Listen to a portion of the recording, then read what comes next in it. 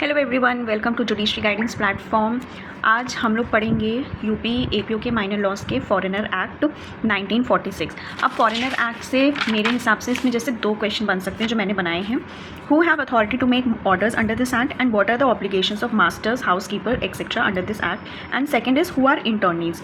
तो अगर हम देखें तो सेक्शन 3, सेक्शन 4 और जो ऑब्लिगेशंस है सेक्शन 6, 7 वो, एंड बर्डन ऑफ प्रूफ आप इसमें लिख सकते हैं। अगर कोई कॉन्ट्रवेंशन का प्रोविजन आता है पेनाल्टी रिलेटेड तो उसमें बर्डन ऑफ प्रूफ किस पे जाता है ये लिख सकते हैं। और जो हमें पेनाल्टीज़ हैं वो तो हमें देखनी ही होगी कि क्या क्या पेनाल्टीज़ इसमें इम्पोज की गई हैं।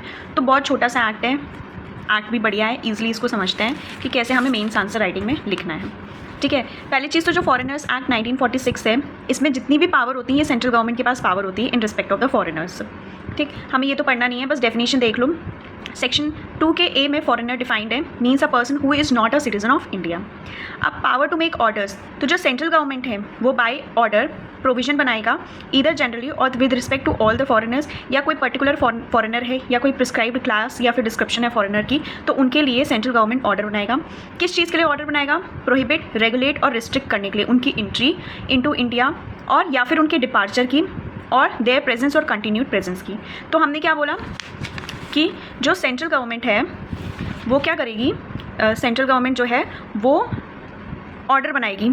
ठीक है, किस चीज़ के लिए ऑर्डर बनाएगी? इनके एंट्री जो है, एंट्री को प्रोहिबिट करने के लिए, रिस्ट्रिक्ट करने के लिए और उनके एंट्री को रेगुलेट करने के लिए। क्या पढ़ा हमने? Prohibit, regulate and restrict entry. और किस चीज़ के बारे में ऑर्डर बनाएगी? उनके डिपार्चर को लेकर के और उनकी प्रेजेंस और कंटिन्यूड प्रेजेंस के लिए। ठीक है, तो इन चीज़ों के लिए जो है, इन 3 चीज़ों के लिए जो सेंट्रल गवर्नमेंट है वो ऑर्डर बनाएगी या फिर प्रोविजंस बनाएगी। ठीक, अब सेकंड क्लॉज क्या कहता है कि in particular and without prejudice to the generality of the foregoing power order. अब इसमें क्या बनाएगा कि may provide that foreigner shall not enter India or shall enter only at such time by such route at such port or place subject to the observation of condition। मान लो मैं कोई एक foreigner हूँ, मुझे इंडिया में entry चाहिए, तो अब सेंट्रल गवर्नमेंट बताएगी कि मेरी एंट्री होगी या नहीं होगी। अगर होगी तो कौन से टाइम पे होगी, कौन से रूट से होगी, कौन से पोर्ट या प्लेस से होगी, क्या कंडीशंस जो होगा जो ऑब्जर्व किया जाएगा। ठीक है, तो ये हो गया आपका पहला चीज़। ये पहला चीज़ क्या हो गया आपका? ये पहला चीज़ हो गया आपका एंटर के लिए। अब देखो डिपार्चर के लिए है, shall not depart from India और depart only at such time and by such route from such port और place subject to the observation of such condition. Shall not remain in India और in any prescribed area. Shall, if he has been required by order not to remain in India, meet from any resource at his disposal the cost of his removal and of his maintenance pending such removal, shall not remove himself to and remain in such area as may be prescribed, shall comply with such condition requiring him to reside in particular place, imposing any restriction on his movement, furnish such proof of identity। ये conditions हैं। ठीक है, अभी मैं बताऊंगी दोबारा से, don't worry. Requiring him to allow his photograph and finger impression and to furnish specimen handwriting and signature to such authority, submit himself to medical examination, prohibit him from association with person, prohibit him from engaging in activities, prohibiting him from using or possessing prescribed or specified articles, otherwise regulating his conduct, shall enter into a bond with और without sureties for due observance or as an alternative to the enforcement or any or all prescribed or specified restriction or condition shall be arrested and detained or confined। ठीक है, तो central government जो orders बनाएगी, जो provisions बनाएगी, ये provisions हमें sequence wise में याद नहीं रखने हैं, लेकिन ये याद रखना है कि किस किस केसेस में जो सेंट्रल गवर्नमेंट है उसके पास पावर है ऑर्डर बनाने के, क्या क्या चीज़ पे, कि फॉरेनर को कब एंट्री लेनी है, कब एंट्री नहीं लेनी है, कब डिपार्ट करना है, कब डिपार्ट नहीं करना है, वो इंडिया में नहीं रह सकता, या फिर रिक्वायर किया गया है बाय ऑर्डर कि वो इंडिया में नहीं रह सकता है। किसी भी कोई भी रिसोर्स है अगर at his disposal of cost for his removal या फिर मेंटेनेंस जो है पेंडिंग है रिमूवल का, और अपने आप को रिमूव करेगा या रिमेन रहेगा एरिया में, और ये कंडीशंस जो है इसको फुलफिल करेगा। शैल कंप्लाई विद सच कंडीशन कि उसको रिसाइड करना है किसी पर्टिकुलर एरिया में ही, या उसका मूवमेंट रिस्ट्रिक्ट कर देंगे किसी एरिया में, उसको बोलेंगे कि अपना आइडेंटिटी दो, उसको बोलेंगे कि तुम अपना फिंगर इंप्रेशन या स्पेसिमेन सिग्नेचर फोटोग्राफ दो, मेडिकल एग्जामिनेशन के लिए जाओ। ठीक है, उसको बोल देंगे कि तुम किसी भी एसोसिएशन विद पर्सन से प्रोहिबिट कर देंगे, from association with person prohibit कर देंगे उसको कि वो किसी भी एक्टिविटीज़ में इंगेज ना हो, प्रोहिबिट कर देंगे कि वो कोई भी आर्टिकल्स को यूज़ और पोजेस ना करे, या अदरवाइज रेगुलेट करने के लिए उसके कंडक्ट को कोई भी पर्टिकुलर स्पेसिफाई किया जा सकता है। क्लॉज एफ कहता है शैल एंटर इनटू अ बॉन्ड, उसको बोलेंगे कि बॉन्ड में एंटर करो with without surety for due observation और ऑल्टरनेटिव इन्फोर्समेंट के लिए। उसको अरेस्ट और डिटेन या कन्फाइन भी किया जा सकता है। And may make provision for any matter which is to be and may be prescribe and for such incidental supplementary matters as may in the opinion of central government. Central government चाहे तो और भी provisions बना सकती है। जो भी authority prescribe की गई है with respect to any particular foreigner make order under clause E और एफ, ठीक है, कोई भी अथॉरिटी है वो भी ई और एफ में ऑर्डर बना सकती है। तो ये है सेक्शन 3। सेक्शन 3 किसके पास ऑर्डर है, पावर, किसके पास पावर है ऑर्डर्स बनाने का, तो सेंट्रल गवर्नमेंट। सेक्शन 3A बोलता है power to exempt citizen of commonwealth countries and other person from application of act in certain cases. Central government declare कर सकती है कि जो इस प्रोविजंस हैं, जो एक्ट के जो प्रोविजंस हैं या कोई भी ऑर्डर है वो किन किन पे अप्लाई नहीं करेंगे। जैसे जो सिटीजन्स हैं कॉमनवेल्थ कंट्री के या कोई इंडिविजुअल फॉरेनर है या क्लास और डिस्क्रिप्शन के लिए, तो उसका जो एग्जाम्पशन होगा कि किस पे अप्लाई नहीं करेगा, उसकी पावर किसके पास है, सेंट्रल गवर्नमेंट के पास है। अब हु आर इंटर्नीज, इंटर्नीज कौन है, इंटर्नीज कौन है, कोई भी फॉरेनर जिसको हम यहाँ पे इंटर्नी के नाम से बोलेंगे, जिसके अगेंस्ट में इन रिस्पेक्ट ऑफ होम ऑर्डर किया गया है, इन रिस्पेक्ट ऑफ होम ऑर्डर किया गया है under subsection 2 of section 3 of clause जी में उसको ऑर्डर किया गया है अरेस्ट और डिटेन करने का, तो उसको हम इंटर्नी बोलेंगे या फॉरेनर बोलेंगे। Any foreigner herein refer to as an internee in respect of whom there is any in force any order made under clause G of subsection 2 of section 3 directing that he be detained or confined, shall be detained confined subject to such condition as to maintenance, discipline, punishment of offences and breaches of discipline as the central government may from time to time make order।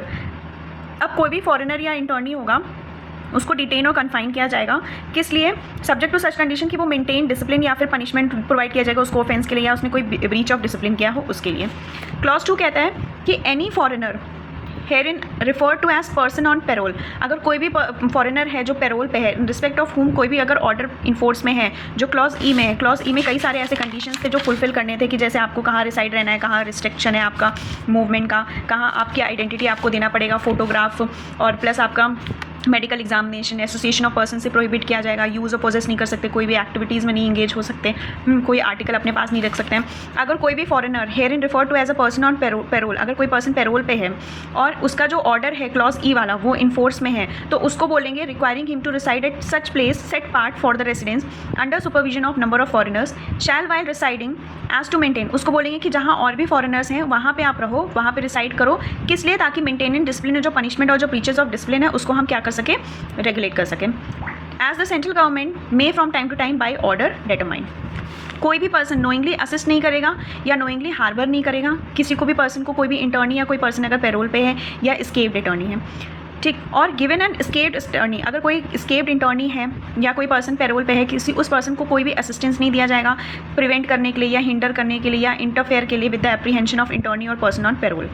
Central government by order regulate करेगी access to and the conduct of person जो detained और restrict किया गया है, और prohibit करेगी उनको regulate करने के लिए the dispatch or conveyance of such articles. क्या बोल रहा है क्लॉज 4 कि central government may by order provide for regulating access to, कि अच्छा ठीक है, उनको बोलेगा कि मतलब कि इंटर्नीज और जो पर्सन ऑन पेरोल है जो डिटेन्ड और रिस्ट्रिक्टेड हैं उनको रेगुलेट करने के लिए, regulating access to and the conduct of person and for prohibiting or regulating the dispatch or conveyance from outside such places to or such internee person on parole such articles as may be prescribed। Articles की बात करें, अगर कोई भी articles होगा तो central government order करेगी कि उसको रेगुलेट किया जाएगा कि दिया जाए नहीं दिया जाए, ठीक है। अगर जो डिटेन और रिस्ट्रिक्ट है प्रोहिबिट किया जाएगा डिस्पैच करने के लिए, ठीक। तो ये है इंटर्नी। इंटर्नी में क्या है, कोई फॉरेनर जो इंटर्नी है जो क्लॉज जी में जिसको ऑर्डर किया गया है तो उसको डिटेन और अरेस्ट कर दिया जाएगा।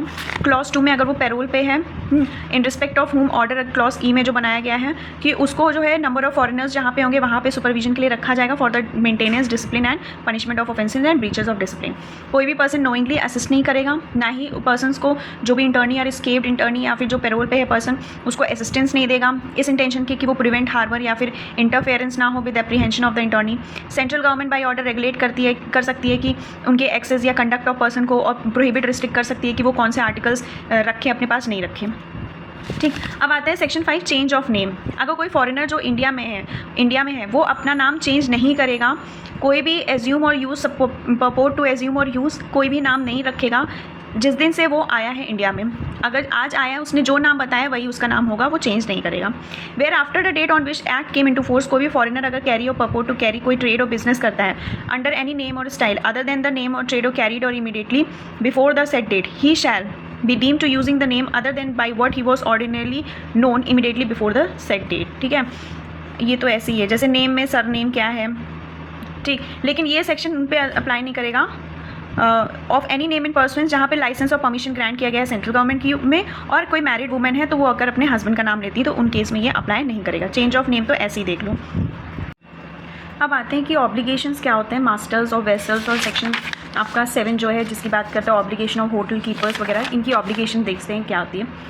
तो सेक्शन 6 कहता है आपको obligation of master of vessel, जो मास्टर होगा वेसल का वेसल लैंडिंग और embarking at a port in India passengers coming to और going from that port by sea, pilot of any craft landing और एम्बार्किंग एट एनी प्लेस, जो vessel का जो master होगा, जो वो वेसल जो लैंड करेगी या एम्बार्क करेगी किसी भी पार्ट ऑफ इंडिया में जहाँ से फॉरेनर कोई आ रहा है या जा रहा है।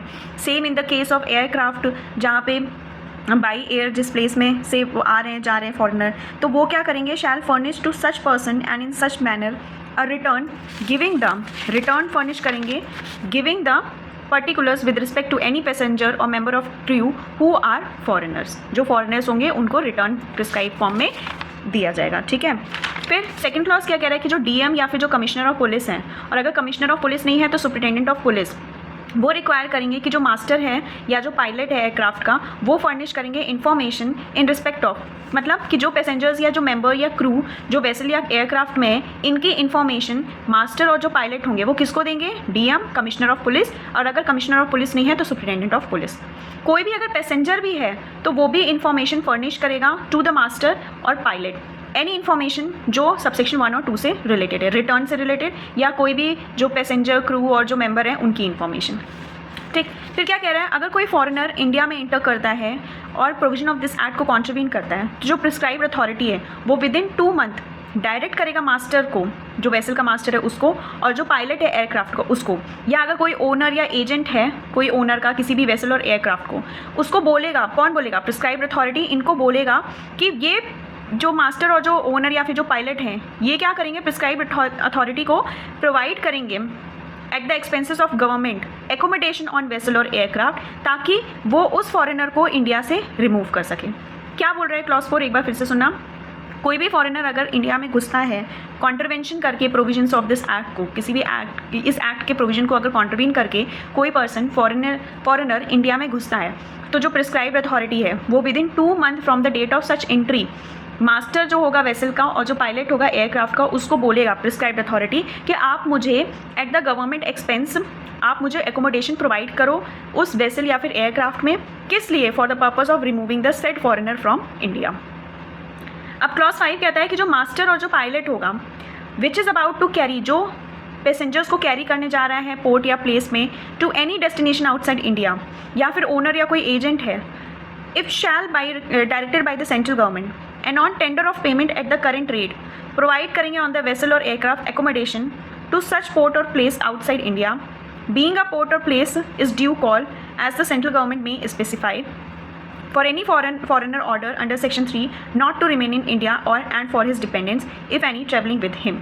क्या बोल रहा है कि जो मास्टर और जो पायलट हैं अगर वो किसी भी पैसेंजर को आउट ऑफ इंडिया लेके जा रहा है तो उस केस में जो ओनर, उस केस में क्या होगा कि पेमेंट करने के बाद एकोमोडेशन प्रोवाइड किया जाएगा outside the place of India, ठीक है, ताकि उस पर्सन फॉरेनर को हटाने के लिए जिसको ऑर्डर दिया गया है सेक्शन 3 में बाई सेंट्रल गवर्नमेंट कि वो इंडिया में नहीं रह सकता, वो या फिर उसके कोई डिपेंडेंट अगर उसके साथ आते हैं। अब इस सेक्शन के बेसिस पे मास्टर ऑफ वेसल कौन होगा, वो पर्सन या पायलट कौन होगा, वो पर्सन जो ऑथराइज्ड है कि वो अपनी ड्यूटीज़ को, इम्पोज ड्यूटीज़ को डिस्चार्ज करे। पैसेंजर वो person not being a bonafide member of the crew travelling और seeking to travel on a vessel, वो पर्सन या क्रू जो ट्रैवल कर रहा है या सीक टू ट्रैवल कर रहा है उस वेसल और एयरक्राफ्ट में, लेकिन वो पैसेंजर अगर बोनाफाइड पर्सन मेंबर है क्रू का, उसको इंक्लूड नहीं करता। तो ये क्या था सेक्शन 6 आपका obligation of masters of vessel. क्या है, क्या ऑब्लिगेशन बनती है कि वो रिटर्न प्रिस्क्राइब फॉर्म में देगा फॉरेनर को। सेकंड क्या कह रहा है, डीएम कमिश्नर ऑफ पुलिस, अगर कमिश्नर ऑफ पुलिस नहीं है तो एसपी को इन्फॉर्मेशन देगा। कोई पैसेंजर और या फिर पैसेंजर है वेसल एयरक्राफ्ट में, वो भी इन्फॉर्मेशन या रिटर्न प्रोवाइड कर सकता है। कोई फॉरेनर अगर कॉन्ट्रीवीन करके घुस जाता है इंडिया में तो जो प्रिस्क्राइब अथॉरिटी है वो upon the government expense accommodation के लिए बोलेगा for the purpose of removing such foreigner. और सेम इसी केस में क्या है क्लॉज 5 में कि एकोमोडेशन उसके लिए भी मांग सकता है अगर मान लो कि जो क्रू जो वेसल और जो एयरक्राफ्ट है वो उसका डेस्टिनेशन क्या है आउटसाइड इंडिया, तो उस केस में भी एकोमोडेशन प्रोवाइड की जा सकती है। ठीक है, अब ऑब्लिगेशन है of hotel keepers and others to furnish. अब इनकी क्या ऑब्लिगेशंस है?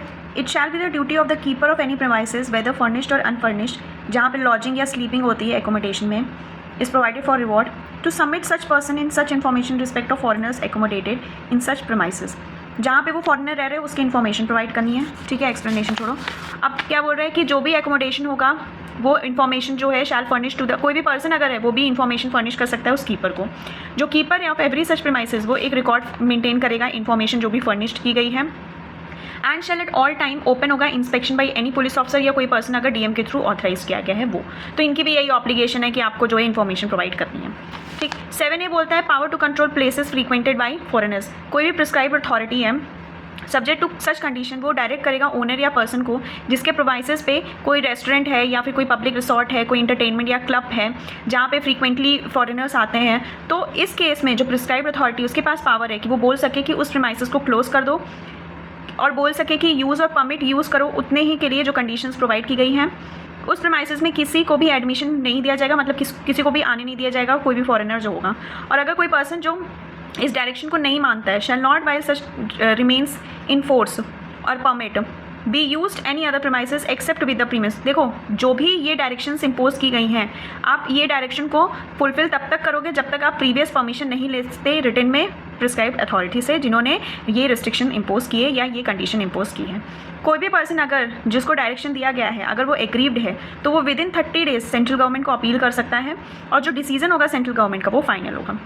तो ये सेक्शन 7 है आपका इंपॉर्टेंट हो जाता है। क्यों? क्योंकि यहाँ पे पहली चीज़ तो प्रिस्क्राइब्ड अथॉरिटी की पावर दी गई है।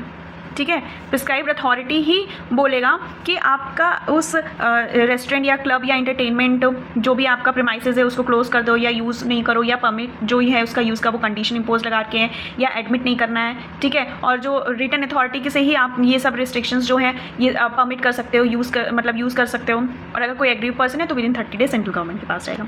ठीक है, अब है सेक्शन है डिटर्मिनेशन ऑफ नेशनैलिटी। अगर कोई फॉरेनर है recognized as a national by the law of more than one foreign country और where for any reason uncertain है कि उसकी nationality क्या होगी, तो foreigner को हम treat करेंगे as the national of country जहाँ से with which he appears to the prescribed authority to be most closely connected। जिस nationality से ज़्यादा connected है वही उसकी nationality determine कर ली जाएगी। ठीक है, ये तो हटाओ। और जो डिसीजन होगा नेशनैलिटी का वो फाइनल होगा। सेंट्रल गवर्नमेंट खुद से या फिर application by the foreigner revise भी कर सकती है अपने डिसीजन को। बर्डन ऑफ प्रूफ देखो सेक्शन 8 के लिए आपका कि बर्डन ऑफ प्रूफ में क्या बोल रहा है कि if in any case not falling under section 8 any question arises. Section 8 में नहीं फॉल कर रहा है लेकिन इसके अलावा अगर with reference to this act अगर कोई भी क्वेश्चन अराइज होता है वेदर वो पर्सन फॉरेनर है या नहीं है तो जो बर्डन ऑफ प्रूफ होगा वो उस पर्सन पे अप्लाई करेगा जो वो बोल रहा है कि ये फॉरेनर नहीं है। ठीक है, या ये फॉरेनर जो है पर्टिकुलर क्लास या डिस्क्रिप्शन का नहीं है। ठीक, अब क्या है आपका पावर टू डेलीगेट, ये छोड़िए। अटेम्प्ट टू कॉन्ट्रीब्यूट, अटेम्प्ट और अबेटमेंट का प्रोविजन आपका कहाँ दिया गया है? सेक्शन 13 में। ठीक है, कि अगर कोई भी person attempt to contribute or abet or attempt to abet or does any preparatory act जहाँ से कंट्रीवेंशन कर रहा है कोई पर्सन या fails to comply any direction shall be deemed to be have contribute the provision. तो यहाँ पे मान लिया जाएगा कि उसने इस प्रोविजन को कॉन्ट्रीब्यूट किया है। अगर कोई पर्सन नोइंगली और हैविंग रीजन टू बिलीव कि कोई अदर पर्सन कॉन्ट्रीब्यूट कर रहा है, ठीक है, इस एक्ट के प्रोविजन को और कोई भी ऑर्डर या डायरेक्शन को, ठीक, या कोई पर्सन किसी भी पर्सन को असिस्ट कर रहा है तो मान लिया जाएगा कि उस पर्सन ने अबेट किया है। ठीक, जो मास्टर ऑफ वेसल और पायलट ऑफ एयरक्राफ्ट है bye means of any foreigner वो इंटर करवाता है, कॉन्ट्रीब्यूट करता है या कोई भी डायरेक्शन सेक्शन 3 का, तो अनलेस ही प्रूव्स, जब तक वो प्रूव नहीं कर लेता है कि उसकी ड्यू डिलिजेंस ली गई थी, उसने प्रिवेंट किया था, तब तक मान लिया जाएगा कि उसने जो है कॉन्ट्रीब्यूट किया है प्रोविजन ऑफ दिस एक्ट। ठीक है, अब पेनाल्टी आ जाते हैं। तो penalty section 14, 14A, 14B and C।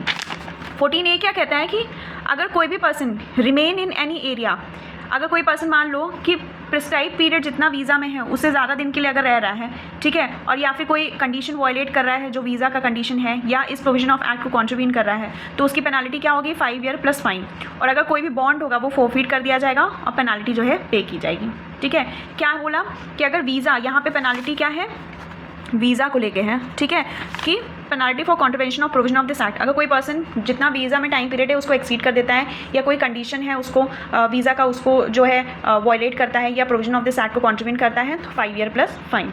अब पेनाल्टी फॉर एंट्री क्या है, जहाँ पे उसको बोला है कि इंटर नहीं करना है या इंटर करके वो स्टे रहता है विदाउट वैलिड डॉक्यूमेंट, ठीक है, तो उसमें 2 से 8 ईयर्स प्लस फाइन, मतलब not less than 2 year, extend करेगा 8 year plus fine.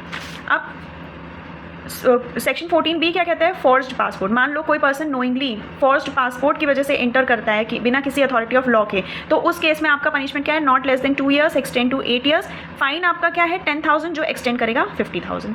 Penalty for abetment, अगर मान लो किसी पर्सन ने सेक्शन 14, 14A और 14B में अबेटमेंट किया है, तो उसकी अबेटमेंट की पनिशमेंट तो वही होती है जो ऑफेंस की पनिशमेंट होती है, ठीक है। तो ये था हमारा फॉरेनर एक्ट, बहुत छोटा सा एक्ट है, इसमें ऊपर ऊपर से देखना है, इतना ज़्यादा इसमें डीपली नहीं पढ़ना है, बस आपको पता होना चाहिए कि सेंट्रल गवर्नमेंट ने क्या ऑर्डर किया है, ठीक है, और इंटर्नी कौन होता है आपका, मास्टर ऑफ वेसल का क्या होगा, जानते हैं आप, इन्फॉर्मेशन प्रोवाइड करेगा या कोई पर्सन इन्फॉर्म कर सकता है, ठीक है। फिर उसके बाद इसमें आ जाओ कि फ्रीक्वेंटली अगर कोई प्लेस में फॉरेनर्स आ रहे हैं तो प्रिस्क्राइब अथॉरिटी की पावर हो जाती है। फिर बर्डन ऑफ प्रूफ सेक्शन 9 में है। फिर आपका सेक्शन 14 पेनाल्टी एंट्री की है 14A, 14B फोर्स्ड पासपोर्ट की है, बस हो गया, ये आपका है फॉरेनर एक्ट। और नेक्स्ट अभी हम देखते हैं कि कौन सा एक्ट पढ़ते हैं। Till then subscribe to the channel and thank you so much.